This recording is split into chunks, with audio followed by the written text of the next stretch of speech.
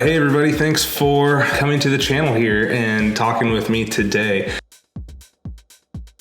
My name is Sonny with Synergy Real Estate and Property Management, Bakersfield Maintenance and Construction and Commercial Asset Management. Today we're actually going to be talking about an article that just came out through one of the real estate channels here, and they're talking about how the housing market is going to face a painful correction. And so this is an article written by Costar News that's come out on the economy and the housing economy in particular. They talk about how they had a low rate environment, which kind of everyone knows throughout the past few years. That has definitely built up some steam as far as real estate sales, real estate values, and I think that's becoming very pertinent right now in that we are seeing those raised interest rates. This article actually goes into the fact that housing affordability is really coming down while interest rates are going up, and there is that inverse relationship between them. So as interest rates go up, housing becomes less affordable because your payment becomes more. Therefore, those prices either have to come back down or these people have to look other places. In a majority of areas, you'll start to see those prices kind of come back down. And so really what was interesting to me is they put a graph in this article. Housing affordability vanishes as mortgage rates rise. And what they show in this graph is kind of, there's a back and forth relationship between, okay, I've raised the interest rates, now the affordability goes down. I've raised affordability, now interest rates are down.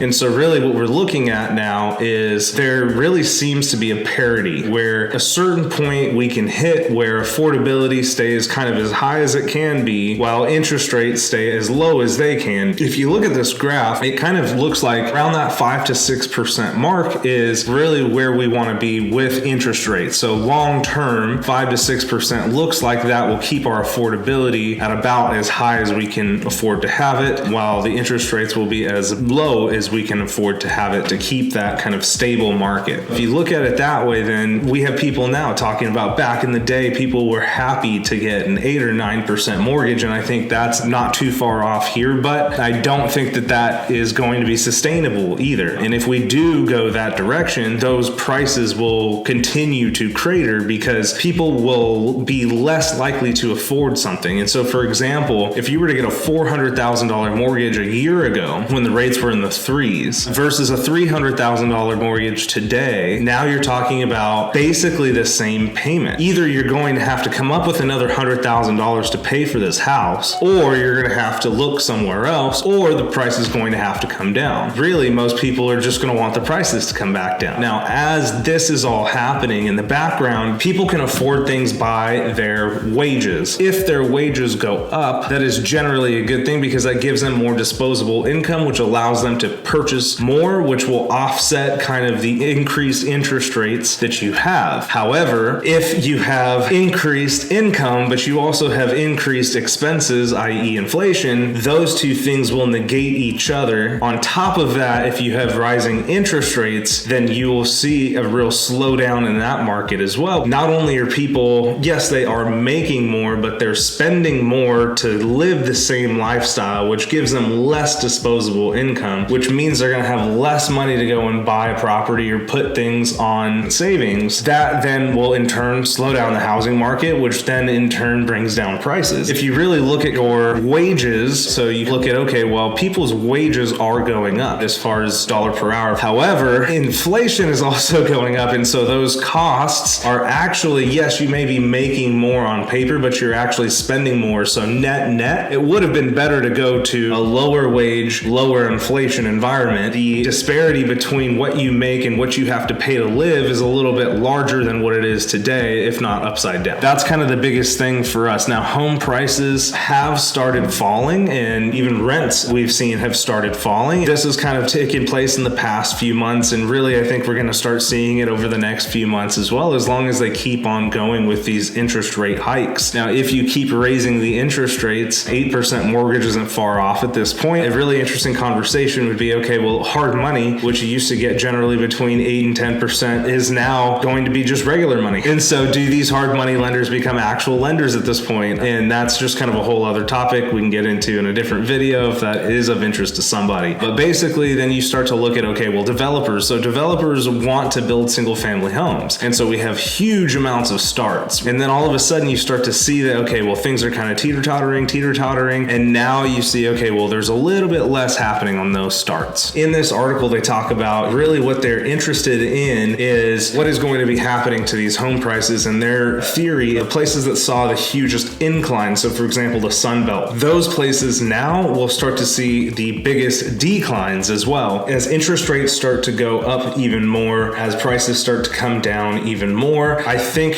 what they're trying to say is that people just flocked to this Sun Belt part of the country. That increased the prices immensely over there. As we go through moving forward, people will start to move out of that area and back to places where they came from as we come out of the pandemic, as we go back to lower home prices in these East Coast and West Coast regions. In doing so, not only are you going to see the effect of increased interest rates, the effect of decreased demand, but you're also going to see the effect of increased supply from people leaving. And again, this is all conjecture, but I mean, it does kind of make sense. For me, what I'm looking at is with 8% interest rates, people aren't going to be able to afford to keep their real estate values where they are. And we're already seeing that. And so really, if we keep on increasing these interest rates, what happens? Really looking at the Fed here and how they're treating interest rates, it doesn't seem that they're saying, oh, okay, well, we're going to hit some kind of stop somewhere. Really, they're saying, okay, well, if we need to keep increasing, we'll keep doing that. Essentially, what I think is going to happen is they may take it one step too far, be a little bit slow to come back, and then you start to see a little bit more of a decline than you would have originally seen. Again, just kind of looking at things in the way that I see them. I would love to hear more in the comments about what people think, and kind of if you have any comments on this article or anything else in the real estate space, property management space. Thank you for taking the time, and we will see you next time. Thank you.